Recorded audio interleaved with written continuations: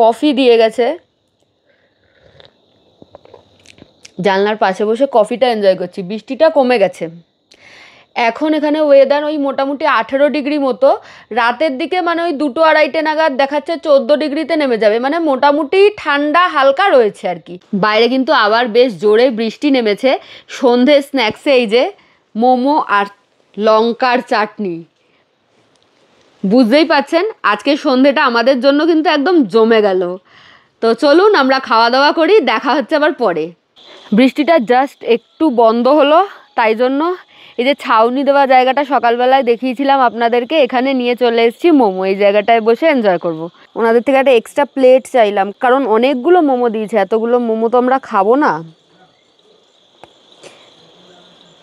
আচ্ছা, আপাতত আমি 3টে মোমো নিলাম, আর একটু আমি লঙ্কার আচার খাবো। এটা যদিও আমারই প্রয়োজন হবে, রাহুলের প্রয়োজন হবে না। এই যে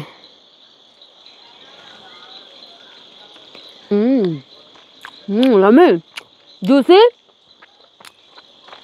দারুণ লাগছে। আর এই লঙ্কার চাটনিটার সাথে দারুণ লাগছে।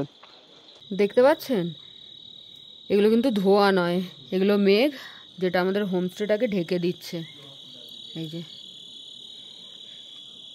ঘরেই ছিলাম, বাইরেটায় বেরিয়ে এসে এরকম দেখছি চারিদিকে মেঘ ঢেকে দিচ্ছে।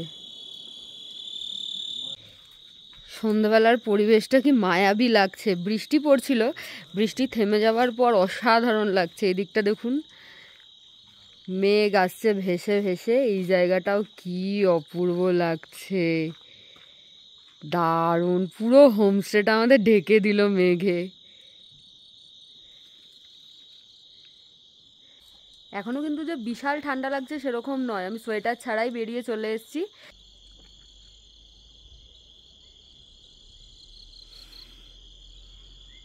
Dinner time. এই ভেন্ডিটা হচ্ছে আমার জন্য স্পেশাল, এটা হচ্ছে ফুলকপির তরকারি, আর এখানে রয়েছে রাহুলের জন্য স্পেশালি চিকেন।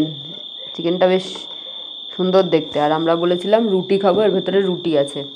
রাহুল, আমরা ডিনারটা কমপ্লিট করে নিই। আজকের মতো সবাইকে গুড নাইট, কালকে সকালে আবার দেখা হচ্ছে। কালিম্পংয়ের ছোট্ট গ্রাম লিবং। লিবংয়ে আমাদের থাকার ঠিকানা রেড উড হোমস্টে। এই ট্যুরটা আমরা করেছি অপর্ণা ট্রাভেলসের সাথে। বুকিংয়ের জন্য ওনাদের সাথে যোগাযোগ করতে পারেন, নাম্বার আমি স্ক্রিনে দিয়ে দিলাম। পার ডে পার হেড থাকা খাওয়া নিয়ে আমাদের খরচা পড়ছে 1400 টাকা করে জনপ্রতি। ফেসবুকে আমাদের ঘোরা সংক্রান্ত part by part video upload করা রয়েছে, তাই আগের ভিডিওগুলো দেখলে এই ভিডিওটা বুঝতে আপনাদের সুবিধা হবে।